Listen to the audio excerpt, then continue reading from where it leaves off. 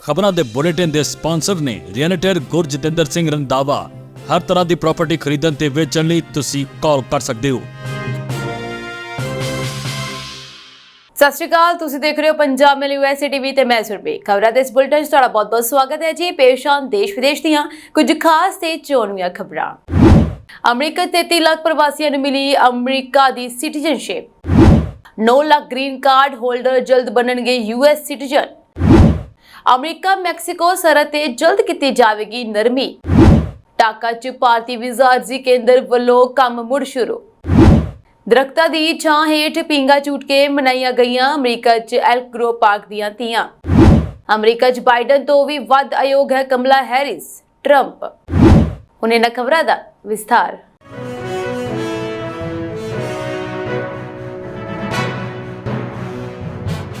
ਹੁਣ ਤੱਕ 33 ਲੱਖ ਪ੍ਰਵਾਸੀ ਅਮਰੀਕਾ ਦੇ ਨਾਗਰਿਕ ਬਣ ਚੁੱਕੇ ਹਨ ਅਤੇ 9 ਲੱਖ ਗ੍ਰੀਨ ਕਾਰਡ ਧਾਰਕਾਂ ਨੂੰ ਜਲਦ ਹੀ ਨਾਗਰਿਕਤਾ ਮਿਲ ਸਕਦੀ ਹੈ। ਅਜਿਹਾ ਜੋ ਬਾਈਡਨ ਦੇ ਰਾਸ਼ਟਰਪਤੀ ਬਣਨ ਮਗਰੋਂ ਹੋਇਆ ਹੈ ਅਤੇ ਸਿਆਸਤ ਦੇ ਜਾਣਕਾਰਾਂ ਦਾ ਕਹਿਣਾ ਹੈ ਕਿ ਵੋਟਾਂ ਦੌਰਾਨ ਫਾਇਦਾ ਹਾਸਲ ਕਰਨ ਲਈ ਲੱਖਾਂ ਪ੍ਰਵਾਸੀਆਂ ਨੂੰ ਆਉਣ ਵਾਲੇ ਮਹੀਨਿਆਂ ਵਿੱਚ ਨਾਗਰਿਕਤਾ ਦਿੱਤੀ ਜਾਵੇਗੀ। ਗ੍ਰੀਨ ਕਾਰਡ ਧਾਰਕਾਂ ਅਤੇ ਨਾਗਰਿਕਾਂ ਦੇ ਹੱਕ ਤਕਰੀਬਨ ਬਰਾਬਰ ਹੁੰਦੇ ਹਨ, ਪਰ ਵੋਟ ਪਾਉਣ ਦਾ ਹੱਕ ਸਿਰਫ ਨਾਗਰਿਕਾਂ ਕੋਲ ਹੁੰਦਾ ਹੈ। ਅਮਰੀਕਾ ਦੇ ਸਿਟੀਜ਼ਨਸ਼ਿਪ ਅਤੇ ਇਮੀਗ੍ਰੇਸ਼ਨ ਸੇਵਾਵਾਂ ਵਿਭਾਗ ਵੱਲੋਂ ਔਸਤ ਆਧਾਰ ਤੇ ਤਕਰੀਬਨ 5 ਮਹੀਨੇ ਵਿੱਚ ਨਾਗਰਿਕਤਾ ਨਾਲ ਸੰਬੰਧਿਤ ਅਰਜ਼ੀਆਂ ਦਾ ਨਿਪਟਾਰਾ ਕੀਤਾ ਜਾ ਰਿਹਾ ਹੈ, ਜਦਕਿ 2021 ਵਿੱਚ ਇਹ ਸਮਾਂ 11 ਮਹੀਨੇ ਤੋਂ ਉੱਪਰ ਚੱਲ ਰਿਹਾ ਸੀ। ਜੋ ਬਾਈਡਨ ਨੇ ਸੱਤਾ ਸੰਭਾਲਣ ਮਗਰੋਂ ਇਮੀਗ੍ਰੇਸ਼ਨ ਅਰਜ਼ੀਆਂ ਦਾ ਬੈਕਲੌਗ ਘਟਾਉਣ ਲਈ ਕਈ ਵੱਡੇ ਫੈਸਲੇ ਲਏ, ਜਿਨ੍ਹਾਂ ਦਾ ਅਸਰ ਸਾਫ਼ ਦੇਖਿਆ ਜਾ ਸਕਦਾ ਹੈ। ਸਭ ਤੋਂ ਪਹਿਲਾਂ ਅਰਜ਼ੀਆਂ ਦੇ ਨਿਪਟਾਰੇ ਲਈ ਵਰਤੀ ਜਾਂਦੀ ਤਕਨੀਕ ਸੁਧਾਰੀ ਗਈ ਅਤੇ ਅਰਜ਼ੀ ਦੇ ਸਫ਼ਿਆਂ ਦੀ ਗਿਣਤੀ 20 ਤੋਂ ਘਟਾ ਕੇ 14 ਕਰ ਦਿੱਤੀ ਗਈ। ਭਾਵੇਂ ਸਿਟੀਜ਼ਨਸ਼ਿਪ ਫੀਸ $640 ਤੋਂ ਵਧਾ ਕੇ $710 ਕਰ ਦਿੱਤੀ ਗਈ ਹੈ, ਪਰ ਘੱਟ ਆਮਦਨ ਵਾਲਿਆਂ ਨੂੰ ਰਿਆਇਤ ਦਾ ਐਲਾਨ ਵੀ ਕੀਤਾ ਗਿਆ ਹੈ। ਇੱਥੇ ਦੱਸਣਾ ਬੰਦ ਹੈ ਕਿ ਟਰੰਪ ਦੇ ਕਾਰਜਕਾਲ ਦੌਰਾਨ ਗੈਰ ਜ਼ਰੂਰੀ ਬੰਦਿਸ਼ਾਂ ਲਾਗੂ ਹੋਣ ਕਾਰਨ ਪ੍ਰਵਾਸੀਆਂ ਦੀਆਂ ਸਿਟੀਜ਼ਨਸ਼ਿਪ ਅਰਜ਼ੀਆਂ ਦਾ ਨਿਪਟਾਰਾ ਹੋਣ ਵਿੱਚ ਲੰਮਾ ਸਮਾਂ ਲੱਗ ਰਿਹਾ ਸੀ। ਇਨ੍ਹਾਂ ਬੰਦਿਸ਼ਾਂ ਕਰਕੇ ਹੀ ਤਕਰੀਬਨ 3 ਲੱਖ ਪ੍ਰਵਾਸੀ 2020 ਦੀਆਂ ਚੋਣਾਂ ਤੋਂ ਪਹਿਲਾਂ ਸਿਟੀਜ਼ਨਸ਼ਿਪ ਹਾਸਲ ਨਾ ਕਰ ਸਕੇ ਅਤੇ ਵੋਟ ਪਾਉਣ ਤੋਂ ਵਾਂਝੇ ਰਹਿ ਗਏ।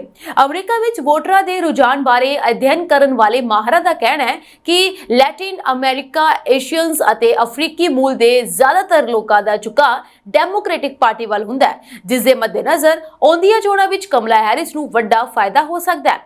US ਸਿਟੀਜ਼ਨਸ਼ਿਪ ਹਾਸਲ ਕਰਨ ਵਿੱਚ ਸਭ ਤੋਂ ਅੱਗੇ ਰਹੇ, ਜਦਕਿ ਮੁਲਕਾਂ ਦੇ ਹਿਸਾਬ ਦੇ ਨਾਲ ਦੇਖਿਆ ਜਾਵੇ ਤਾਂ ਮੈਕਸੀਕੋ, ਭਾਰਤ ਅਤੇ ਫਿਲੀਪੀਨਜ਼ ਦੇ ਨਾਗਰਿਕਾਂ ਦੀ ਸਭ ਤੋਂ ਵੱਧ ਗਿਣਤੀ ਦਰਜ ਕੀਤੀ ਗਈ ਹੈ। ਦੂਜੇ ਪਾਸੇ ਜਾਰਜੀਆ, ਐਰੀਜ਼ੋਨਾ, ਨੇਵਾਡਾ ਅਤੇ ਪੈਂਸਿਲਵੇਨੀਆ ਵਰਗੇ ਰਾਜਾਂ ਵਿੱਚ ਵਸਦੇ ਪ੍ਰਵਾਸੀਆਂ ਨੂੰ ਤਰਜੀਹੀ ਆਧਾਰ ਤੇ ਸਿਟੀਜ਼ਨਸ਼ਿਪ ਦਿੱਤੀ ਗਈ, ਜਿੱਥੇ ਅਕਸਰ ਹੀ ਰਿਪਬਲਿਕਨ ਪਾਰਟੀ ਦੇ ਉਮੀਦਵਾਰ ਹਾਵੀ ਰਹਿੰਦੇ ਹਨ।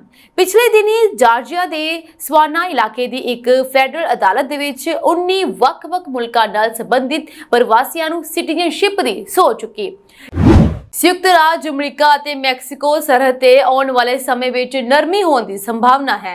ਪਿਛਲੇ ਦਿਨੀ ਰਾਸ਼ਟਰਪਤੀ ਜੋ ਬਾਈਡਨ ਤੇ ਵਿਰੋਧੀ ਪਾਰਟੀ ਦਾ ਦਬਾਅ ਪੈਣ ਕਾਰਨ ਇੱਥੇ ਸਖਤੀ ਕਰ ਦਿੱਤੀ ਗਈ ਸੀ ਅਤੇ ਬਾਰਡਰ ਟੱਪ ਕੇ ਆਉਣ ਵਾਲੇ ਪ੍ਰਵਾਸੀਆਂ ਨੂੰ ਕਾਫੀ ਹੱਦ ਤੱਕ ਘਟਾ ਦਿੱਤਾ ਗਿਆ ਸੀ। ਇੱਕ ਰਿਪੋਰਟ ਅਨੁਸਾਰ ਸਰਹੱਦ ਟੱਪ ਕੇ ਆਉਣ ਵਾਲੇ ਲੋਕਾਂ ਵਿੱਚ 30% ਦੀ ਕਮੀ ਆਈ ਹੈ, ਜਿਸ ਕਰਕੇ ਰਾਸ਼ਟਰਪਤੀ ਜੋ ਬਾਈਡਨ ਨੇ ਤਸੱਲੀ ਪ੍ਰਗਟ ਕੀਤੀ ਹੈ। ਉਹਨਾਂ ਨੇ ਸੰਕੇਤ ਦਿੱਤਾ ਹੈ ਕਿ ਆਉਣ ਵਾਲੇ ਦਿਨਾਂ 'ਚ ਬਾਰਡਰ ਟੱਪ ਕੇ ਆਉਣ ਵਾਲੇ ਪ੍ਰਵਾਸੀਆਂ ਦੀ ਗਿਣਤੀ ਵਿੱਚ ਵਾਧਾ ਕੀਤਾ ਜਾ ਸਕਦਾ ਹੈ। ਉਧਰ USA ਬਾਰਡਰ ਪੈਟਰੋਲ ਦੁਆਰਾ ਪਿਛਲੇ ਮਹੀਨੇ 57,000 ਪ੍ਰਵਾਸੀਆਂ ਨੂੰ ਬਾਰਡਰ ਟੱਪਣ ਤੋਂ ਬਾਅਦ ਗ੍ਰਿਫਤਾਰ ਕੀਤਾ ਗਿਆ, ਪਰ ਜੂਨ ਮਹੀਨੇ ਇਸ ਦੀ ਗਿਣਤੀ 84,000 ਸੀ।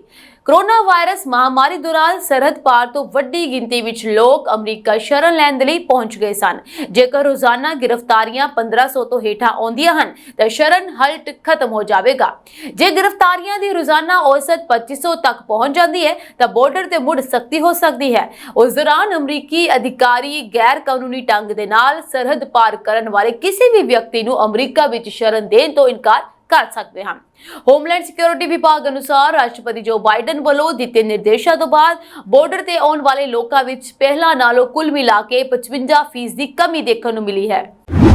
ਬੰਗਲਾਦੇਸ਼ ਦੀ ਪ੍ਰਧਾਨ ਮੰਤਰੀ ਸ਼ੇਖ ਹਸੀਨਾ ਨੂੰ ਸੱਤਾ ਤੋਂ ਲਾਂਭੇ ਕਰਨ ਲਈ ਢਾਕਾ 'ਚ ਹੋਈਆਂ ਹਿੰਸਕ ਝੜਪਾਂ ਤੋਂ ਕੁਝ ਦਿਨ ਬਾਅਦ ਭਾਰਤੀ ਵੀਜ਼ਾ ਅਰਜ਼ੀ ਕੇਂਦਰ ਨੂੰ ਕੁਝ ਸਮੇਂ ਲਈ ਬੰਦ ਕਰ ਦਿੱਤਾ ਗਿਆ ਸੀ, ਜਿਸ ਨੇ ਮੰਗਲਵਾਰ ਨੂੰ ਇੱਥੇ ਮੁੜ ਸੀਮਿਤ ਤੌਰ ਤੇ ਕਾਰਜ ਸ਼ੁਰੂ ਕਰ ਦਿੱਤੇ ਹਨ। ਇੱਥੇ ਇੱਕ ਪ੍ਰੈਸ ਬਿਆਨ 'ਚ ਦੱਸਿਆ ਗਿਆ ਹੈ ਕਿ ਇੰਡੀਅਨ ਵੀਜ਼ਾ ਐਪਲੀਕੇਸ਼ਨ ਸੈਂਟਰ ਨੇ ਆਪਣੇ ਢਾਕਾ ਕੇਂਦਰ ਵਿੱਚ ਸੀਮਿਤ ਕਾਰਵਾਈਆਂ ਨੂੰ ਮੁੜ ਬਹਾਲ ਕਰਨ ਦਾ ਐਲਾਨ ਕੀਤਾ ਹੈ। IAC ਨੇ ਬਿਨੇਕਾਰਾਂ ਨੂੰ ਟੈਕਸ ਸੰਦੇਸ਼ ਪ੍ਰਾਪਤ ਕਰਨ ਤੋਂ ਬਾਅਦ ਹੀ ਕੇਂਦਰ ਤੇ ਪਹੁੰਚਣ ਦੀ ਬੇਨਤੀ ਕੀਤੀ ਹੈ। ਪ੍ਰੈਸ ਰਿਲੀਜ਼ ਵਿੱਚ ਕਿਹਾ ਗਿਆ ਹੈ ਕਿ IVAC ਢਾਕਾ ਨੇ ਸੀਮਿਤ ਕਾਰਜ ਮੁੜ ਸ਼ੁਰੂ ਕਰ ਦਿੱਤੇ ਹਨ। ਪਾਸਪੋਰਟਾਂ ਨੂੰ ਇਕੱਠਾ ਕਰਨ ਬਾਰੇ ਵਿਅਕਤੀਗਤ ਬਿਨੇਕਾਰਾਂ ਨੂੰ ਸੁਨੇਹੇ ਭੇਜੇ ਜਾਣਗੇ। ਇਸ ਵਿੱਚ ਬਿਨੇਕਾਰਾਂ ਨੂੰ ਬੇਨਤੀ ਕੀਤੀ ਗਈ ਹੈ ਕਿ ਉਹ ਆਪਣਾ ਪਾਸਪੋਰਟ ਪ੍ਰਾਪਤ ਕਰਨ ਲਈ ਇੱਕ ਟੈਕਸਟ ਸੰਦੇਸ਼ ਪ੍ਰਾਪਤ ਕਰਨ ਤੋਂ ਬਾਅਦ ਹੀ ਕੇਂਦਰ ਵਿੱਚ ਆਉਣ। ਇਸ ਨੇ ਅੱਗੇ ਕਿਹਾ ਕਿ ਸੀਮਿਤ ਕਾਰਜਾਂ ਕਾਰਨ ਪ੍ਰਕਿਰਿਆ ਵਿੱਚ ਲੰਬਾ ਸਮਾਂ ਲੱਗ ਸਕਦਾ ਹੈ। ਅਸੀਂ ਉਮੀਦ ਕਰਦੇ ਹਾਂ ਕਿ ਤੁਸੀਂ ਇਸ ਨੂੰ ਸਮਝੋਗੇ। ਇੰਟਰਨੈਸ਼ਨਲ ਪੰਜਾਬੀ ਕਲਚਰ ਅਕੈਡਮੀ ਵੱਲੋਂ 16ਵੀਂ ਤੀਆਂ ਦਾ ਮੇਲਾ ਐਲਕ ਗਰੋ ਪਾਰਕ ਦੇ ਵਿੱਚ ਖੁੱਲੇ ਮੈਦਾਨ 'ਚ ਦਰਖਤਾਂ ਦੀ ਛਾਂ ਹੇਠ ਕਰਵਾਇਆ ਗਿਆ। ਇੱਕ ਅੰਦਾਜ਼ੇ ਮੁਤਾਬਿਕ 3000 ਤੋਂ ਵੱਧ ਔਰਤਾਂ ਨੇ ਇਸ ਵਿੱਚ ਹਿੱਸਾ ਲਿਆ। ਇਨ੍ਹਾਂ ਤੀਆਂ ਦਾ ਇੰਤਜ਼ਾਰ ਔਰਤਾਂ ਪੂਰੇ ਸਾਲ ਕਰਦੀਆਂ ਹਨ, ਕਿਉਂਕਿ ਇੱਥੇ ਉਹਨਾਂ ਨੂੰ ਪੰਜਾਬ ਦੇ ਪਿੰਡਾਂ ਦੀਆਂ ਤੀਆਂ ਵਰਗਾ ਮਾਹੌਲ ਮਿਲਦਾ ਹੈ। ਕਿਤੇ ਔਰਤਾਂ ਪੀਂਘਾਂ ਝੂਟ ਰਹੀਆਂ ਹਨ, ਕਿਤੇ ਚਿੱਟੀ ਪਰਿਵਾਰ ਵੱਲੋਂ ਖੜੇ ਕੀਤੇ ਗਏ ਫੋਰਡ ਟਰੈਕਟਰ ਅਤੇ ਰੰਧਾਵਾ ਪਰਿਵਾਰ ਵੱਲੋਂ ਖੜੀ ਕੀਤੀ ਓਪਨ ਜੀਪ ਤੇ ਬੈਠ ਕੇ ਫੋਟੋਆਂ ਖਿਚਵਾਰੀਆਂ ਹਨ। 3 ਸਾਲ ਦੀਆਂ ਬੱਚੀਆਂ ਤੋਂ ਲੈ ਕੇ 90 ਸਾਲ ਦੀਆਂ ਬਜ਼ੁਰਗ ਔਰਤਾਂ ਇਸ ਤੀਆਂ ਦੇ ਮੇਲੇ ਵਿੱਚ ਪਹੁੰਚੀਆਂ ਹੋਈਆਂ ਸਨ। ਇਸ ਵਾਰ ਮੌਸਮ ਪੂਰਾ ਖੁਸ਼ਗਵਾਰ ਸੀ, ਜੋ ਪੰਜਾਬ ਦੇ ਸੌਣ ਮਹੀਨੇ ਦਾ ਭੁਲੇਖਾ ਪਾਉਂਦਾ ਸੀ। ਸਟੇਜ ਨੂੰ ਪੰਜਾਬੀ ਵਿਰਸੇ ਨਾਲ ਸੰਬੰਧਿਤ ਵਸਤੂਆਂ ਦੇ ਨਾਲ ਬਾਖੂਬੀ ਸ਼ਿੰਗਾਰਿਆ ਗਿਆ ਸੀ। ਬੀਬੀਆਂ ਇੱਥੇ ਵੱਖ-ਵੱਖ ਪੋਜ਼ ਬਣਾ ਕੇ ਫੋਟੋਆਂ ਖਿਚਵਾਉਂਦੀਆਂ ਰਹੀਆਂ। ਦੁਪਹਿਰ ਨੂੰ ਸ਼ੁਰੂ ਹੋਇਆ ਇਹ ਤੀਆਂ ਦਾ ਮੇਲਾ ਸ਼ਾਮ ਤੱਕ ਚੱਲਿਆ। ਮੇਲੇ ਦੀ ਸਟੇਜ ਸਕੱਤਰ ਸਤਵੀਰ ਕੌਰ ਨੇ ਸਭ ਤੋਂ ਪਹਿਲਾਂ ਮੇਲੇ ਦੀ ਪ੍ਰਬੰਧਕ ਨਿਰਮਲਜੀਤ ਪਿੰਕੀ ਰੰਧਾਵਾ ਅਤੇ ਉਹਨਾਂ ਦੇ ਨਾਲ ਪਰਨੀਤ ਕੌਰ ਨੂੰ ਸਟੇਜ ਤੇ ਆਉਣ ਦਾ ਸੱਦਾ ਦਿੱਤਾ, ਜਿਨ੍ਹਾਂ ਨੇ ਆਏ ਸਰੋਤਿਆਂ ਨੂੰ ਜੀ ਆਇਆਂ ਨੂੰ ਕਿਹਾ। ਇਸ ਉਪਰੰਤ ਸ਼ੁਰੂ ਹੋਈਆਂ ਪੰਜਾਬੀ ਸੱਭਿਆਚਾਰ ਦੇ ਨਾਲ ਸੰਬੰਧਿਤ ਵੱਖ-ਵੱਖ ਵੰਨਗੀਆਂ ਦਾ ਦੌਰ। ਔਰਤਾਂ ਵੱਲੋਂ ਰਲ ਕੇ ਸੁਹਾਗ, ਘੋੜੀਆਂ, ਸਿੱਠਣੀਆਂ ਆਦਿ ਗਾ ਕੇ ਪ੍ਰੋਗਰਾਮ ਦੀ ਸ਼ੁਰੂਆਤ ਕੀਤੀ ਗਈ। ਗਿੱਧੇ ਅਤੇ ਗਾਇਕੀ ਨਾਲ ਬਹੁਤ ਸਾਰੇ ਕਲਾਕਾਰਾਂ ਨੇ ਪੰਜਾਬੀ ਸੱਭਿਆਚਾਰ ਦਾ ਪ੍ਰਦਰਸ਼ਨ ਕੀਤਾ। ਸਟੇਜ ਤੋਂ 100 ਦੇ ਕਰੀਬ ਬੱਚੀਆਂ, ਨੌਜਵਾਨਾਂ ਅਤੇ ਬਜ਼ੁਰਗ ਬੀਬੀਆਂ ਨੇ ਪੇਸ਼ਕਾਰੀ ਕੀਤੀ, ਜੋ ਕਿ ਸਹਿਲਾਉਣਯੋਗ ਸੀਗੀ। ਅਖੀਰ ਵਿੱਚ ਸਾਰੀ ਬੀਬੀਆਂ ਨੇ ਰਲ ਕੇ ਜਿੱਥੇ ਬੋਲੀਆਂ ਪਾਈਆਂ, ਉੱਥੇ ਡੀਜੇ ਤੇ ਨੱਚ ਕੇ ਆਪਣੇ ਚਾਅ ਪੂਰੇ ਕੀਤੇ। ਪ੍ਰਬੰਧਕਾਂ ਵੱਲੋਂ ਹਰੇਕ ਪੇਸ਼ਕਾਰੀ ਕਰਨ ਵਾਲੇ ਕਲਾਕਾਰ ਨੂੰ ਇਨਾਮਾਂ ਅਤੇ ਫੁਲਕਾਰੀਆਂ ਦੇ ਨਾਲ ਸਨਮਾਨਿਤ ਕੀਤਾ ਗਿਆ। ਕੁੱਲ ਮਿਲਾ ਕੇ ਐਲਕ ਗਰੋ ਪਾਰਕ ਦੀਆਂ ਤੀਆਂ ਦਾ ਮੇਲਾ ਇੱਕ ਵਾਰ ਫਿਰ ਆਪਣੀ ਵਿਲੱਖਣ ਪਛਾਣ ਛੱਡ ਗਿਆ। ਰਿਪਬਲਿਕਨ ਆਗੂ ਡੋਨਾਲਡ ਟਰੰਪ ਨੇ ਕਿਹਾ ਕਿ ਉਹਨਾਂ ਦੇ ਖਿਲਾਫ ਰਾਸ਼ਟਰਪਤੀ ਦੀ ਚੋਣ ਲੜਨ ਵਾਲੀ ਡੈਮੋਕ੍ਰੈਟਿਕ ਆਗੂ ਕਮਲਾ ਹੈਰਿਸ ਤੀਜੀ ਦਰਜੇ ਦੀ ਉਮੀਦਵਾਰ ਹੈ ਅਤੇ ਉਹ ਆਪਣੇ ਬੌਸ ਰਾਸ਼ਟਰਪਤੀ ਜੋ ਬਾਈਡਨ ਤੋਂ ਵੀ ਵੱਧ ਅਯੋਗ ਹੈ। ਅਰਬਪਤੀ ਐਲਨ ਮਸਕ ਨੂੰ ਐਕਸ ਦੇ ਦਿੱਤੇ ਇੰਟਰਵਿਊ 'ਚ ਟਰੰਪ ਨੇ ਸਿਆਸਤ ਬਾਰੇ ਖੁੱਲ੍ਹ ਕੇ ਗੱਲਬਾਤ ਕੀਤੀ। ਤਕਨੀਕੀ ਮੁਸ਼ਕਲਾਂ ਕਾਰਨ ਆਡੀਓ ਇੰਟਰਵਿਊ 40 ਮਿੰਟ ਦੀ ਦੇਰੀ ਨਾਲ ਸ਼ੁਰੂ ਹੋਇਆ ਅਤੇ ਦਾਅਵਾ ਕੀਤਾ ਜਾ ਰਿਹਾ ਹੈ ਕਿ ਐਕਸ ਤੇ ਹਮਲਾ ਹੋਣ ਕਾਰਨ ਇਸ 'ਚ ਗੜਬੜੀ ਹੋਈ ਹੈ। ਇੰਟਰਵਿਊ ਨੂੰ 10 ਲੱਖ ਤੋਂ ਜ਼ਿਆਦਾ ਲੋਕਾਂ ਵੱਲੋਂ ਸੁਣਿਆ ਗਿਆ ਹੈ। ਸਾਬਕਾ ਰਾਸ਼ਟਰਪਤੀ ਨੇ ਕਿਹਾ ਕਿ ਉਹ ਕੱਟੜ ਖੱਬੇ ਪੱਖੀ ਕਮਲੀ ਹੈ। ਉਹ ਟਰੰਪ ਨਾਲੋਂ ਵੀ ਵੱਧ ਟਰੰਪ ਬਣਨਾ ਚਾਹੁੰਦੀ ਹੈ। ਉਹਨਾਂ ਨੇ ਦੁਹਰਾਇਆ ਕਿ ਬਾਈਡਨ ਦੀ ਥਾਂ ਤੇ ਹੈਰਿਸ ਨੂੰ ਰਾਸ਼ਟਰਪਤੀ ਅਹੁਦੇ ਦੀ ਉਮੀਦਵਾਰ ਚੁਣੇ ਜਾਣਾ ਡੈਮੋਕ੍ਰੈਟਿਕ ਪਾਰਟੀ 'ਚ ਤਖਤਾ ਪਲਟ ਵਾਂਗ ਸੀਗਾ। ਮਸਕ ਸਾਬਕਾ ਰਾਸ਼ਟਰਪਤੀ ਨਾਲ ਇਸ ਗੱਲ ਤੇ ਸਹਿਮਤ ਦਿਖੇ ਕਿ ਕਮਲਾ ਹੈਰਿਸ ਦਾ ਵਤੀਰਾ ਕੱਟੜ ਖੱਬੇ ਪੱਖੀਆਂ ਵਰਗਾ ਹੈ। ਟਰੰਪ ਨੇ ਕਿਹਾ ਕਿ ਉਸ ਕੋਲ ਕੰਮ ਕਰਨ ਲਈ ਅਜੇ ਵੀ 5 ਹੋਰ ਮਹੀਨੇ ਹਨ, ਪਰ ਉਸ ਨੂੰ ਸਿਰਫ ਗੱਲਾਂ ਬਣਾਉਣੀਆਂ ਜਾਣਦੀ ਹੈ ਅਤੇ ਕੰਮ ਕੁਝ ਵੀ ਨਹੀਂ ਕਰੇਗੀ। ਟਰੰਪ ਨੇ ਦੋਸ਼ ਲਾਇਆ ਕਿ ਕਮਲਾ ਹੈਰਿਸ ਸਰਹੱਦੀ ਸੁਰੱਖਿਆ ਦੇ ਮੁੱਦੇ ਤੇ ਨਾਕਾਮ ਰਹੀ, ਜਿੱਥੋਂ ਹਜ਼ਾਰਾਂ ਲੋਕ ਗੈਰ ਕਾਨੂੰਨੀ ਢੰਗ ਨਾਲ ਅਮਰੀਕਾ ਅੰਦਰ ਦਾਖਲ ਹੋ ਗਏ ਹਨ। ਇੰਟਰਵਿਊ ਦੌਰਾਨ ਮਸਕ ਅਤੇ ਟਰੰਪ ਇਸ ਗੱਲ ਤੇ ਸਹਿਮਤ ਸਨ ਕਿ ਅਮਰੀਕਾ 'ਚ ਅਪਰਾਧ ਦੀ ਦਰ 'ਚ ਵਾਧਾ ਹੋਇਆ ਹੈ। ਮਸਕ ਦੇ ਇੱਕ ਸਵਾਲ ਦੇ ਜਵਾਬ 'ਚ ਟਰੰਪ ਨੇ ਬਾਈਡਨ ਦੀ ਵਿਦੇਸ਼ ਨੀਤੀ ਦੀ ਆਲੋਚਨਾ ਕਰਦਿਆਂ रूसी राष्ट्रपति व्लादिमीर पुतिन, चीनी राष्ट्रपति शी जिनपिंग ਅਤੇ ਉੱਤਰੀ ਕੋਰੀਆ ਦੇ ਆਗੂ ਕਿਮ ਜੋਂਗ ਉਨ ਦੇ ਸੋਹਲੇ ਗਏ। ਟਰੰਪ ਨੇ ਕਿਹਾ ਜੇ ਉਹ ਅਮਰੀਕਾ ਦੇ ਰਾਸ਼ਟਰਪਤੀ ਹੁੰਦੇ ਤਾਂ ਦੁਨੀਆ 'ਚ ਕਿਤੇ ਵੀ ਜੰਗ ਨਹੀਂ ਹੋਣੀ ਸੀ। ਇਜ਼ਰਾਈਲ ਅਤੇ ਹਮਾਸ ਵਿਚਾਲੇ ਗਾਜ਼ਾ ਦੇ ਕਈ ਹਿੱਸਿਆਂ 'ਚ ਭਿਆਨਕ ਲੜਾਈ ਜਾਰੀ ਹੈ। ਗਾਜ਼ਾ ਯੁੱਧ ਵਿੱਚ ਮਰਨ ਵਾਲਿਆਂ ਦੀ ਗਿਣਤੀ 40,000 ਦੇ ਨੇੜੇ ਪਹੁੰਚ ਗਈ ਹੈ। ਇਸ ਦੌਰਾਨ ਅਮਰੀਕਾ ਨੇ ਇਜ਼ਰਾਈਲ ਨੂੰ $20 ਬਿਲੀਅਨ ਦੇ ਹਥਿਆਰ ਪੈਕੇਜ ਨੂੰ ਮਨਜ਼ੂਰੀ ਦੇ ਦਿੱਤੀ ਹੈ। ਵੱਡੀ ਗੱਲ ਇਹ ਹੈ ਕਿ ਅਮਰੀਕੀ ਰਾਸ਼ਟਰਪਤੀ ਜੋ ਬਾਈਡਨ ਦੇ ਪ੍ਰਸ਼ਾਸਨ ਨੇ ਮਾਨਵਤਾਵਾਦੀ ਵਰਕਰਾਂ ਦੇ ਦਬਾਅ ਨੂੰ ਨਜ਼ਰਅੰਦਾਜ਼ ਕਰਦੇ ਹੋਏ ਇਸ ਪੈਕੇਜ ਨੂੰ ਮਨਜ਼ੂਰੀ ਦਿੱਤੀ ਹੈ।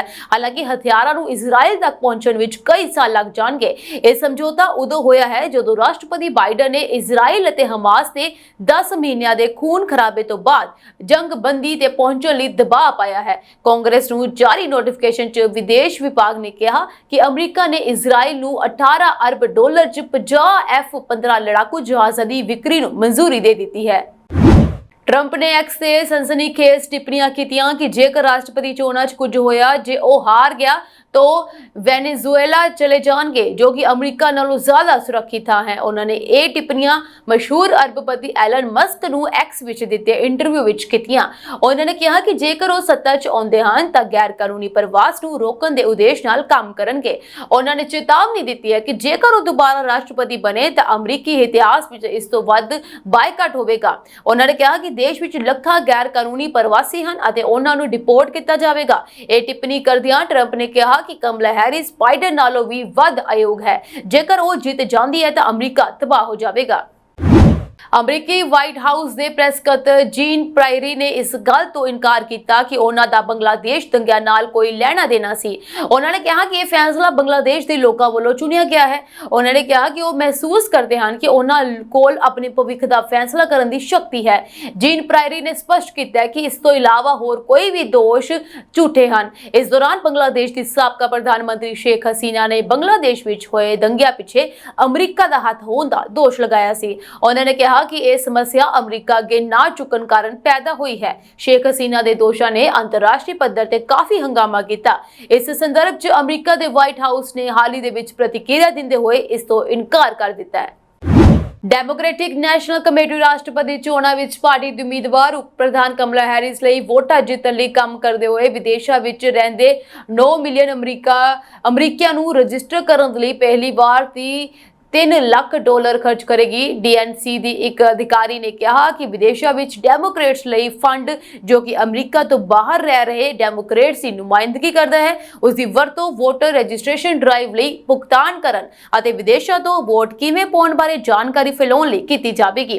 ਅਧਿਕਾਰੀ ਨੇ ਕਿਹਾ ਕਿ ਇਹ ਡੀਐਨਸੀ ਦੀ ਪਹਿਲੀ ਵਾਰ ਹੈ ਜਦੋਂ ਵਿਦੇਸ਼ਾਂ ਵਿੱਚ ਡੈਮੋਕ੍ਰੇਟਸ ਨੂੰ ਫੰਡਿੰਗ ਕੀਤੀ ਜਾ ਰਹੀ ਹੈ ਅਤੇ ਕੋਸ਼ਿਸ਼ਾਂ ਮੈਕਸੀਕੋ ਅਤੇ ਯੂਰਪ ਦੇ ਕੇਂਦਰਿਤ ਕੀਤੀਆਂ ਜਾਣਗੀਆਂ ਜਿੱਥੇ ਸਭ ਤੋਂ ਵੱਧ ਵਿਦੇਸ਼ੀ ਅਮਰੀਕੀ ਰਹਿੰਦੇ ਹਨ। ਡੀਐਨਸੀ ਅਧਿਕਾਰੀਆਂ ਨੇ ਕਿਹਾ ਕਿ ਐਰੀਜ਼ੋਨਾ, ਜਾਰਜੀਆ, ਮਿਸ਼ੀਗਨ, ਨੇਵਾਡਾ, ਉੱਤਰੀ ਕੈਰੋਲੀਨਾ, ਪੈਂਸਿਲਵੇਨੀਆ ਅਤੇ ਵਿਸਕਾਂਸਿਨ ਦੇ ਜੰਗ ਦੇ ਮੈਦਾਨ ਵਾਲੇ ਰਾਜਾਂ ਤੋਂ 1.6 ਮਿਲੀਅਨ ਤੋਂ ਵੱਧ ਅਮਰੀਕੀ ਵਿਦੇਸ਼ ਵਿੱਚ ਰਹਿੰਦੇ ਹਨ। ਡੀਐਨਸੀ ਵਿੱਚ ਇਹ ਯਕੀਨੀ ਬਣਾਉਣ ਦੇ ਲਈ ਕੋਈ ਕਸਰ ਨਹੀਂ ਛੱਡ ਰਹੀ ਹੈ ਕਿ ਕਮਲਾ ਹੈਰਿਸ ਸੰਯੁਕਤ ਰਾਜ ਦੀ ਅਗਲੀ ਰਾਸ਼ਟਰਪਤੀ ਹੋਵੇਗੀ। ਇਸ ਨੇ ਇੱਕ ਬਿਆਨ ਵਿੱਚ ਕਿਹਾ, ਇਹ ਨੋਟ ਕਰਦੇ ਹੋਏ ਕਿ ਦੇਸ਼ ਤੋਂ ਬਾਹਰ ਰਹਿਣ ਵਾਲੇ ਸਿਰਫ 8% ਅਮਰੀਕੀਆਂ ਨੇ 2020 ਦੀਆਂ ਚੋਣਾਂ ਵਿੱਚ ਵੋਟ ਪਾਉਣ ਦੇ ਲਈ ਰਜਿਸਟਰ ਕੀਤਾ ਸੀ। ਲਿਸਟੀਰੀਆ ਦੇ ਇਨਫੈਕਸ਼ਨ ਕਾਰਨ ontario ਵਿੱਚ ਤੀਜੀ ਮੌਤ ਹੋ ਚੁੱਕੀ ਹੈ ਅਤੇ ਹੁਣ ਤੱਕ ਬੈਕਟੀਰੀਆ ਦੀ ਲਪੇਟ ਵਿੱਚ ਆਏ ਲੋਕਾਂ ਦੀ ਗਿਣਤੀ 20 ਦੱਸੀ ਜਾ ਰਹੀ ਹੈ। ਲਿਸਟੀਰੀਆ ਫੈਲਣ ਦਾ ਮੁੱਖ ਕਾਰਨ ਗ੍ਰੇਟ ਵੈਲਿਊ ਅਤੇ ਸਿਲਕ ਪਲਾਂਟ ਵੱਲੋਂ ਬਦਾਮ, ਨਾਰੀਅਲ ਅਤੇ ਕਾਜੂ ਤੋਂ ਤਿਆਰ ਕੀਤੇ ਜਾਂਦੇ ਦੁੱਧ ਉਤਪਾਦ ਰਹੇ ਜਿਨ੍ਹਾਂ ਦੀ ਵਿਕਰੀ ਤੇ ਪਾਬੰਦੀ ਲਗਾ ਦਿੱਤੀ ਗਈ ਹੈ। ਇੱਥੇ ਦੱਸਣਾ ਬੰਦ ਹੈ ਕਿ ਲਿਸਟੀਰੀਆ ਫੈਲਣ ਦਾ ਕਾਰਨ ਊਟ ਮਿਲਕ ਵੀ ਰਿਹਾ ਹੈ ਜਦਕਿ ਬਦਾਮ ਅਤੇ ਨਾਰੀਅਲ ਦਾ ਰਲਿਆ ਮਿਲਿਆ ਦੁੱਧ ਅਤੇ ਬਦਾਮ ਅਤੇ ਕਾਜੂ ਦਾ ਰਲਿਆ ਮਿਲਿਆ ਦੁੱਧ ਵੀ ਇਨਫੈਕਟਡ ਦੱਸਿਆ ਗਿਆ ਹੈ।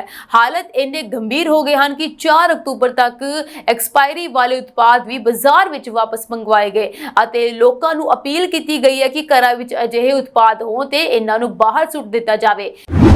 ਕੈਲੀਫੋਰਨੀਆ ਦੀ ਪਹਿਲੀ ਸਿੱਖ ਵਿਧਾਇਕਾ ਡਾਕਟਰ ਜਸਮੀਤ ਕੌਰ ਬੈਂਸ ਨੂੰ ਲਗਾਤਾਰ ਧਮਕੀਆਂ ਮਿਲ ਰਹੀਆਂ ਹਨ ਤੇ ਜਿਨ੍ਹਾਂ ਕਰਕੇ ਉਹ ਡਾਢੇ ਪਰੇਸ਼ਾਨ ਹਨ। ਇੱਕ ਨਿਊਜ਼ ਏਜੰਸੀ ਨਾਲ ਗੱਲਬਾਤ ਦੌਰਾਨ ਉਹਨਾਂ ਨੇ ਕਿਹਾ ਕਿ 1984 ਦੌਰਾਨ ਭਾਰਤ 'ਚ ਹਜ਼ਾਰਾਂ ਸਿੱਖਾਂ ਦੀ ਨਸਲਕੁਸ਼ੀ ਵਿਰੁੱਧ ਪਿਛਲੇ ਵਰੇ ਉਹਨਾਂ ਕੈਲੀਫੋਰਨੀਆ ਵਿਧਾਨ ਸਭਾ 'ਚ ਇੱਕ ਮਤਾ ਪੇਸ਼ ਕੀਤਾ ਸੀ ਜੋ ਪਾਸ ਵੀ ਹੋ ਗਿਆ ਸੀ। ਉਸ ਤੋਂ ਬਾਅਦ ਭਾਰਤੀ ਮੂਲ ਦੇ 4 ਵਿਅਕਤੀਆਂ ਨੇ ਉਹਨਾਂ ਨੂੰ ਉਹਨਾਂ ਦੇ ਦਫ਼ਤਰ 'ਚ ਆ ਕੇ ਨਤੀਜੇ ਭੁਗਤਣ ਲਈ ਤਿਆਰ ਰਹਿਣ ਦੀ ਧਮਕੀ ਦਿੱਤੀ ਸੀ।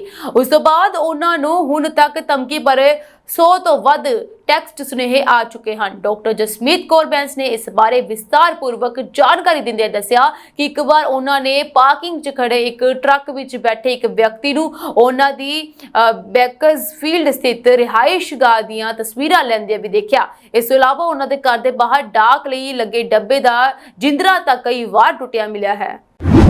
FBI ਇਨ੍ਹਾਂ ਦੋਸ਼ਾਂ ਦੀ ਜਾਂਚ ਕਰ ਰਹੀ ਹੈ ਕਿ ਡੋਨਲਡ ਟਰੰਪ ਦੀ ਰਾਸ਼ਟਰਪਤੀ ਚੋਣ ਮੁਹਿੰਮ ਦੇ ਸੰਵੇਦਨਸ਼ੀਲ ਦਸਤਾਵੇਜ਼ਾਂ ਨੂੰ ਸਾਈਬਰ ਘੁਸਪੈਠ ਜ਼ਰੀਏ ਚੋਰੀ ਕੀਤਾ ਗਿਆ ਸੀ ਅਤੇ ਨਾਲ ਹੀ ਉਪ ਰਾਸ਼ਟਰਪਤੀ ਕਮਲਾ ਹੈਰਿਸ ਦੀ ਮੁਹਿੰਮ ਵਿੱਚ ਵੀ ਸਨਮਾਰੀ ਕਰਨ ਦੀ ਕੋਸ਼ਿਸ਼ ਕੀਤੀ ਗਈ ਹੈ। ਰਿਪਬਲਿਕਨ ਰਾਸ਼ਟਰਪਤੀ ਅਹੁਦੇ ਦੇ ਉਮੀਦਵਾਰ ਟਰੰਪ ਦੀ ਮੁਹਿੰਮ ਟੀਮ ਨੇ ਕੁਝ ਦਿਨ ਪਹਿਲਾਂ ਕਿਹਾ ਸੀ ਕਿ ਉਹਨਾਂ ਦੀ ਮੁਹਿੰਮ ਨੂੰ ਈਰਾਨ ਨੇ ਹੈਕ ਕਰ ਲਿਆ ਹੈ।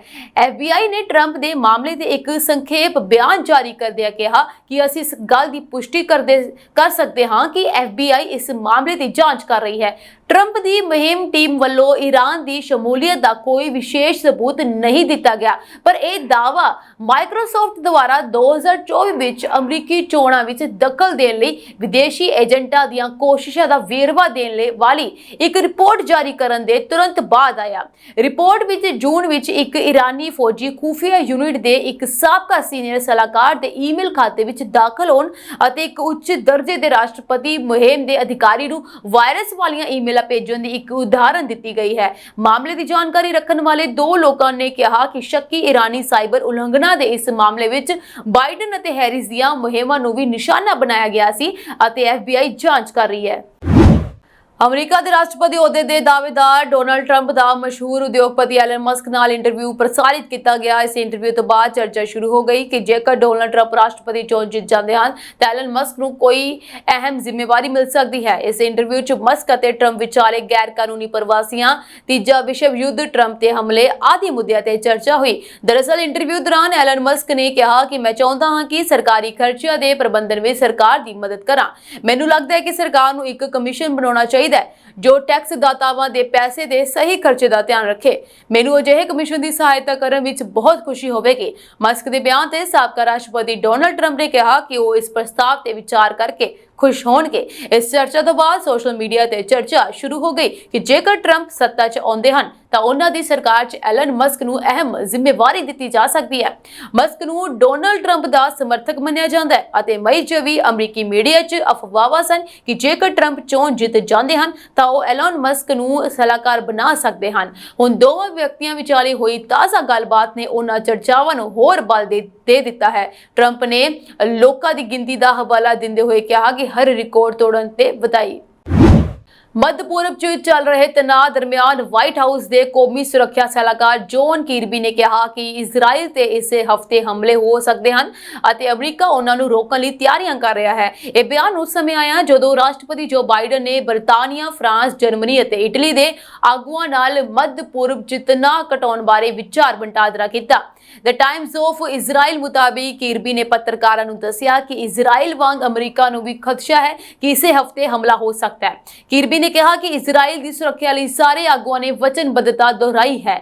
ਬਾਈਡਨ ਸਮੇਤ ਹੋਰ ਆਗੂਆਂ ਨੇ ਸੋਮਵਾਰ ਨੂੰ ਸਾਂਝਾ ਬਿਆਨ ਜਾਰੀ ਕਰਕੇ ਈਰਾਨ ਨੂੰ ਇਜ਼ਰਾਈਲ ਖਿਲਾਫ ਹਮਲਿਆਂ ਤੋਂ ਵਰਜਿਆ ਸੀ। ਉਹਨਾਂ ਨੇ ਕਿਹਾ ਸੀ ਕਿ ਜੇ ਅਜਿਹੇ ਹਮਲੇ ਹੋਏ ਤਾਂ ਖੇਤਰੀ ਸੁਰੱਖਿਆ ਨੂੰ ਖਤਰਾ ਖੜਾ ਹੋ ਜਾਵੇਗਾ। ਸਾਂਝੇ ਬਿਆਨ 'ਚ ਤਣਾਅ ਘਟਾਉਣ ਅਤੇ ਗੋਲੀਬੰਦੀ ਦੇ ਸਮਝੌਤੇ ਦੀਆਂ ਕੋਸ਼ਿਸ਼ਾਂ ਦੇ ਉਹ ਹਮਾਇਤ ਕਰਦੇ ਹਨ। ਜ਼ਿਕਰਯੋਗ ਹੈ ਕਿ ਹਮਾਸ ਆਗੂ ਇਸਮਾਇਲ ਹਨੀਏ ਦੀ ਪਿਛਲੇ ਹਫ਼ਤੇ ਤਹਿਰਾਨ 'ਚ ਹੱਤਿਆ ਮਗਰੋਂ ਈਰਾਨ ਨੇ ਇਸ ਦਾ ਬਦਲਾ ਲੈਣ ਦਾ ਅਹਿਦ ਲਿਆ ਸੀ। ਵਾਈਟ ਹਾਊਸ ਨੇ ਕਿਹਾ ਹੈ ਕਿ ਬਾਈਡਨ ਪ੍ਰਸ਼ਾਸਨ ਭਾਰਤ ਨਾਲ ਆਪਣੀ ਅਹਿਮ ਭਾਈਵਾਲੀ ਹੋਰ ਅੱਗੇ ਵਧਾਉਣ ਲਈ ਅਸਬੰਧ ਹੈ ਅਤੇ ਉਹ ਹਿੰਦ ਪ੍ਰਸ਼ਾਂਤ ਖਿੱਤੇ ਨੂੰ ਹੋਰ ਖੁਸ਼ਹਾਲ ਤੇ ਸੁਰੱਖਿਅਤ ਬਣਾਉਣਾ ਚਾਹੁੰਦਾ ਹੈ। ਵਾਈਟ ਹਾਊਸ ਦੀ ਪ੍ਰੈਸ ਸਕੱਤਰ ਕੈਰਿਨ ਪਿਏਰੇ ਨੇ ਅਮਰੀਕੀ ਰਾਸ਼ਟਰਪਤੀ ਜੋ ਬਾਈਡਨ ਦੇ ਕਾਰਜਕਾਲ ਦੇ ਬਾਕੀ ਰਹਿੰਦੇ 6 ਮਹੀਨਿਆਂ ਦੀਆਂ ਤਰਜੀਹਾਂ ਬਾਰੇ ਪੁੱਛੇ ਗਏ ਸਵਾਲ ਦੇ ਜਵਾਬ 'ਚ ਇਹ ਗੱਲ ਆਖੀ ਹੈ। ਪਿਏਰੇ ਨੇ ਕਿਹਾ ਕਿ ਰਾਸ਼ਟਰਪਤੀ ਭਾਰਤ ਨਾਲ ਅਮਰੀਕਾ ਦੇ ਸਬੰਧਾਂ ਨੂੰ ਦੁਨੀਆ 'ਚ ਸਭ ਤੋਂ ਅਹਿਮ ਸਬੰਧਾਂ 'ਚੋਂ ਇੱਕ ਮੰਨਦੇ ਹਨ। ਅਸੀਂ ਆਪਣੀਆਂ ਸਭ ਤੋਂ ਅਹਿਮ ਤਰਜੀਹਾਂ ਤੇ ਭਾਰਤ ਨਾਲ ਮਿਲ ਕੇ ਕੰਮ ਕਰਦੇ ਹਾਂ, ਜਿਨ੍ਹਾਂ 'ਚ ਕੁਆਡ ਅਤੇ ਉਭਰਦੀਆਂ ਟੈਕਨੋਲੋਜੀਆਂ ਬਾਰੇ ਅਮਰੀਕਾ ਭਾਰਤ ਪਹਿਲ ਸ਼ਾਮਲ ਹਨ। ਅਗਲੇ 90 ਦਿਨਾਂ 'ਚ ਭਾਰਤ ਅਤੇ ਅਮਰੀਕਾ ਵਿਚਕਾਰ ਕੁਝ ਉੱਚ ਪੱਧਰੀ ਕੂਟਨੀਤਿਕ ਮੀਟਿੰਗਾਂ ਹੋਣ ਦੀ ਉਮੀਦ ਹੈ, ਜਿਨ੍ਹਾਂ 'ਚ ਦੋਵੇਂ ਧਿਰਾਂ ਦੇ ਕੈਬਨਿਟ ਪੱਧਰ ਤੇ ਅਧਿਕਾਰੀਆਂ ਦੇ ਦੌਰੇ ਵੀ ਸ਼ਾਮਲ ਹਨ। ਪਿਛਲੇ ਸਾਲ ਜੂਨ 'ਚ ਪ੍ਰਧਾਨ ਮੰਤਰੀ ਨਰਿੰਦਰ ਮੋਦੀ ਦੀ ਵਾਸ਼ਿੰਗਟਨ ਦੀ ਇਤਿਹਾਸਕ ਯਾਤਰਾ ਅਤੇ ਉਸ ਮਗਰੋਂ ਪਿਛਲੇ ਸਤੰਬਰ 'ਚ G20 ਸਿਖਰ ਸੰਮੇਲਨ ਲਈ ਬਾਈਡਨ ਦੀ ਭਾਰਤ ਯਾਤਰਾ ਮਗਰੋਂ ਭਾਰਤ ਅਤੇ ਅਮਰੀਕਾ ਵਿਚਕਾਰ ਸਬੰਧ ਬਿਹਤਰ ਹੋਏ ਹਨ। ਡਗਲਸ ਸ਼ੇਫਰ ਅਤੇ ਜੂਲੀ ਬੈਲਿਟੇ ਉਸ ਸਮੇਂ ਹੈਰਾਨ ਰਹਿ ਗਏ ਜਦੋਂ ਥਾਨਹਿਲ ਵਿੱਚ ਇੱਕ ਗੈਸ ਸਟੇਸ਼ਨ ਤੋਂ ਖਰੀਦੇ ਗਏ $10 ਦੇ ਇਨਸਟੈਂਟ ਕ੍ਰੋਸਵਰਡ ਡਿਲੈਕਸ ਲੋਟਰੀ ਟਿਕਟ $2,50,000 ਵਿੱਚ ਬਦਲ ਗਿਆ। ਇਹ ਜੋੜਾ 8 ਸਾਲ ਪਹਿਲਾਂ ਵਿਆਹ ਤੋਂ ਬਾਅਦ ਲੋਟਰੀ ਵਿੱਚ ਆਪਣੀ ਕਿਸਮਤ ਅਜ਼ਮਾ ਰਿਹਾ ਹੈ ਅਤੇ ਕਿਹਾ ਗਿਆ ਹੈ ਕਿ ਇਹ ਉਹਨਾਂ ਦੀ ਪਹਿਲੀ ਵੱਡੀ ਜਿੱਤ ਹੈ। ਬੈਲਿਟੇ ਨੇ ਕਿਹਾ ਕਿ ਜਦੋਂ ਮੈਂ ਇਨਾਮ ਰਾਸ਼ੀ ਦੇਖਣ ਲਈ ਐਪ ਤੇ ਆਪਣਾ ਟਿਕਟ ਸਕੈਨ ਕਰਨ ਲਈ ਆਪਣਾ ਫੋਨ ਕੱਢਿਆ ਤਾਂ ਮੈਨੂੰ ਕੁਝ ਸਮਝ ਹੀ ਨਹੀਂ ਲੱਗਾ। ਮੈਂ ਉੱਥੇ ਹੀ ਖੜਾ ਰਹਿ ਗਿਆ ਤੇ ਫੋਨ ਵੱਲ ਦੇਖਦਾ ਰਿਹਾ। ਡਗਲਸ ਕੋਲ ਤੇ ਸੀ ਅਤੇ ਇਸ ਲਈ ਮੈਂ ਉਸ ਦਾ ਧਿਆਨ ਆਕਰਸ਼ਿਤ ਕਰਨ ਲਈ ਆਪਣੇ ਹੱਥ ਹਿਲਾਉਣੇ ਸ਼ੁਰੂ ਕਰ ਦਿੱਤੇ। ਜਦੋਂ ਉਸਨੇ ਮੇਰੇ ਵੱਲ ਨਾ ਦੇਖਿਆ ਤਾਂ ਮੈਂ ਉਛਲਣ ਲੱਗਾ। ਉਹਨਾਂ ਨੇ ਕਿਹਾ ਕਿ ਜਦੋਂ ਮੈਂ ਰਾਸ਼ੀ ਵੇਖੀ ਮੈਂ ਹੈਰਾਨ ਰਹਿ ਗਿਆ। ਟੋਰਾਂਟੋ ਵਿੱਚ ਓਲੇਜੀ ਪ੍ਰਾਈਜ਼ ਸੈਂਟਰ ਵਿੱਚ ਆਪਣੀ ਜਿੱਤ ਦੀ ਰਾਸ਼ੀ ਲੈਂਦੇ ਹੋਏ ਸ਼ੇਫਰ ਨੇ ਕਿਹਾ ਕਿ ਜਿੱਤਣਾ ਬਹੁਤ ਵਧੀਆ ਲੱਗਦਾ ਹੈ। ਇਹ ਜੋੜੀਆਂ ਇੱਕ ਯਾਤਰਾ ਦੀ ਯੋਜਨਾ ਬਣਾਉਣ ਅਤੇ ਨਿਵੇਸ਼ ਕਰਨ ਬਾਰੇ ਸੋਚ ਰਿਹਾ ਹੈ।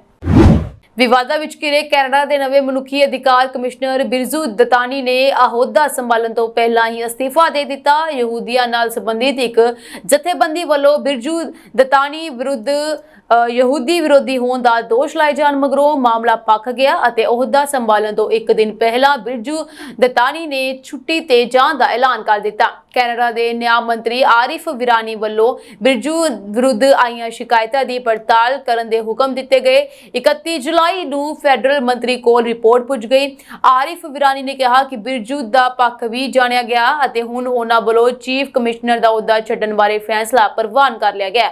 ਮਨੁੱਖੀ ਅਧਿਕਾਰ ਕਮਿਸ਼ਨ ਵਿੱਚ ਕੈਨੇਡਾ ਵਾਸੀਆਂ ਦਾ ਵਿਸ਼ਵਾਸ ਕਾਇਮ ਰੱਖਣਾ ਸਰਕਾਰ ਦੀ ਮੁੱਖ ਤਰਜੀਹ ਹੈ ਅਤੇ ਜਲਦ ਹੀ ਨਵੇਂ ਕਮਿਸ਼ਨਰ ਦੀ ਭਾਲ ਸ਼ੁਰੂ ਕਰ ਦਿੱਤੀ ਜਾਵੇਗੀ। ਨਵੇਂ ਕਮਿਸ਼ਨਰ ਦੀ ਨਿਯੁਕਤੀ ਹੋਣ ਤੱਕ ਸ਼ਾਰਲਟ ਐਨੀ ਕਾਰਜਕਾਰੀ ਕਮਿਸ਼ਨਰ ਬਣੇ ਰਹਿਣਗੇ। ਸੀਬੀਸੀ ਦੀ ਰਿਪੋਰਟ ਮੁਤਾਬਿਕ ਜਦੋਂ ਵਿਰਾਨੀ ਦੀ ਪ੍ਰੈਸ ਸਕੱਤਰ ਨੂੰ ਇਹ ਪੁੱਛਿਆ ਗਿਆ ਕਿ ਕੀ ਬਿਰਜੂ ਦਤਾਨੀ ਨੂੰ ਛੁੱਟੀਆਂ ਦੀ ਤਨਖਾਹ ਦਿੱਤੀ ਜਾਵੇਗੀ ਤਾਂ ਉਹਨਾਂ ਨੇ ਨਾ ਵਿੱਚ ਜਵਾਬ ਦਿੱਤਾ।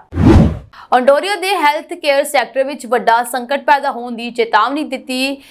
ਤਾਜ਼ਾ ਰਿਪੋਰਟ ਵਿੱਚ ਕਿਹਾ ਗਿਆ ਹੈ ਕਿ ਹਸਪਤਾਲ ਵਿੱਚ ਕੰਮ ਦੇ ਹਾਲਾਤ ਬਦਤਰ ਹੋ ਚੁੱਕੇ ਹਨ ਕਿਉਂਕਿ ਕੈਨੇਡਾ ਦੇ ਬਾਕੀ ਰਾਜਾਂ ਦੇ ਮੁਕਾਬਲੇ ਸੂਬੇ ਵਿੱਚ ਸਿਹਤ ਕਾਮਿਆਂ ਦੀ ਗਿਣਤੀ 18% ਤੱਕ ਘਟ ਗਈ ਹੈ। Canadian union of public EMPLOYEES the report ਵਿੱਚ ਵੱਡੇ ਕਦਮ ਉਠਾਉਣ ਤੇ ਜ਼ੋਰ ਦਿੱਤਾ ਗਿਆ। 26 ਹਸਪਤਾਲ ਕਾਮਿਆਂ ਨਾਲ ਵਿਸਤਾਰਤ ਗੱਲਬਾਤ ਤੇ ਆਧਾਰਿਤ ਰਿਪੋਰਟ ਕਹਿੰਦੀ ਹੈ ਕਿ ਹਰ ਦਿਨ ਲੰਘਣ ਮਗਰੋਂ ਹਾਲਾਤ ਨਿਗਰਦੇ ਜਾ ਰਹੇ ਹਨ। ਮੌਜੂਦਾ ਸਿਹਤ ਕਾਮਿਆਂ ਤੇ ਕੰਮ ਦਾ ਬੋਝ ਇੰਨਾ ਵੱਧ ਗਿਆ ਹੈ ਕਿ ਉਹਨਾਂ ਵਾਸਤੇ ਲਗਾਤਾਰ ਇਸੇ ਤਰੀਕੇ ਨਾਲ ਅੱਗੇ ਵਧਣਾ ਮੁਸ਼ਕਿਲ ਹੋਵੇਗਾ।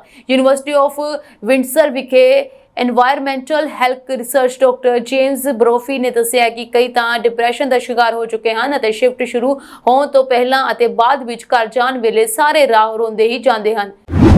ਸਰੀ ਦੇ ਦਰਜੀ ਕੀਪਰਸ ਗਿਰੋਹ ਨਾਲ ਸੰਬੰਧਿਤ ਗੈਂਗਸਟਰ ਅਤੇ ਕਤਲ ਦਾ ਸ਼ੱਕੀ ਤਕਰੀਬਨ 3 ਸਾਲ ਵਾਸ਼ਿੰਗਟਨ ਸੂਬੇ ਦੀ ਜੇਲ੍ਹ ਵਿੱਚ ਰਹਿਣ ਮਗਰੋਂ ਰਿਹਾ ਹੋ ਗਿਆ, ਜਿਸ ਨੂੰ ਇਮੀਗ੍ਰੇਸ਼ਨ ਅਧਿਕਾਰੀਆਂ ਦੇ ਸਪੁਰਦ ਕਰ ਦਿੱਤਾ ਗਿਆ ਹੈ। ਮੰਨਿਆ ਜਾ ਰਿਹਾ ਹੈ ਕਿ 27 ਸਾਲ ਦੇ ਨਸੀਮ ਮੁਹੰਮਦ ਨੂੰ ਕੈਨੇਡਾ ਰਿਪੋਰਟ ਕੀਤਾ ਜਾ ਸਕਦਾ ਹੈ, ਜਿਸ ਹਥਿਆਰਬੰਦ ਲੁੱਟ ਦੇ ਮਾਮਲੇ ਵਿੱਚ ਗ੍ਰਿਫਤਾਰ ਕੀਤਾ ਗਿਆ ਸੀ। ਨਸੀਮ ਮੁਹੰਮਦ ਉਰਫ ਮੋਬਰਟ ਅਹਿਮਦ ਨੇ ਅਪ੍ਰੈਲ 2022 ਵਿੱਚ ਹਥਿਆਰਬੰਦ ਲੁੱਟ ਦਾ ਗੁਨਾਹ ਕਬੂਲ ਕਰ ਲਿਆ ਅਤੇ ਉਸ ਨੂੰ 41 ਮਹੀਨੇ ਕੈਦ ਦੀ ਸਜ਼ਾ ਸੁਣਾਈ ਗਈ। ਸੋਮਵਾਰ ਨੂੰ ਉਹ ਜੇਲ੍ਹ ਤੋਂ ਰਿਹਾ ਹੋ ਗਿਆ ਅਤੇ ਵਾਸ਼ਿੰਗਟਨ ਦੇ ਕਰੈਕਸ਼ਨਜ਼ ਡਿਪਾਰਟਮੈਂਟ ਦੇ ਸੰਪਰਕ ਡਾਇਰੈਕਟਰ ਕ੍ਰਿਸ ਰਾਈਟ ਨੇ ਦੱਸਿਆ ਕਿ ਨਸੀਮ ਮੁਹੰਮਦ ਨੂੰ ਇਮੀਗ੍ਰੇਸ਼ਨ ਅਤੇ ਕਸਟਮਸ ਐਨਫੋਰਸਮੈਂਟ ਅਧਿਕਾਰੀਆਂ ਦੇ ਹਵਾਲੇ ਕਰ ਦਿੱਤਾ ਗਿਆ।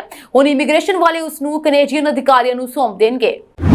ਇਹ ਸਾਂਝੀ ਦੇਸ਼ ਵਿਦੇਸ਼ ਦੀਆਂ ਕੁਝ ਖਾਸ ਤੇ ਚੋਣਵੀਆਂ ਖਬਰਾਂ ਹੋਰ ਅਪਡੇਟਸ ਨਾਲ ਜੁੜੇ ਰਹਿਣ ਦੇ ਲਈ ਤੁਸੀਂ ਬਨੇ ਰਹੋ ਪੰਜਾਬ ਮੇਲ USA TV ਦੇ ਨਾਲ। ਤੁਹਾਡੇ ਸਭ ਦਾ ਬਹੁਤ ਬਹੁਤ ਧੰਨਵਾਦ।